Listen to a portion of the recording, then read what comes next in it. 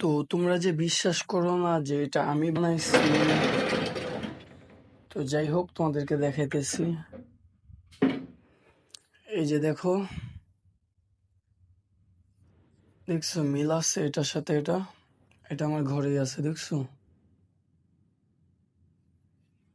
এটা আমি নিজে বানাইছি, তো মিথ্যা কথার কিছু নাই।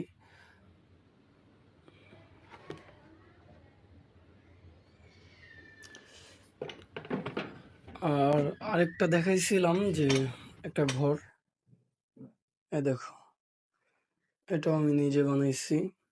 তো অনেকে বিশ্বাস করো না, বলো যে মিথ্যা কথা, এটা আপনি বানান নাই, এই সেই অনেক কথাই বলে।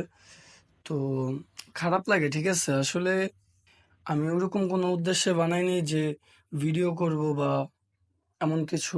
আমি বানাইতে বানাইতে দেখতেছি যে মানে এখন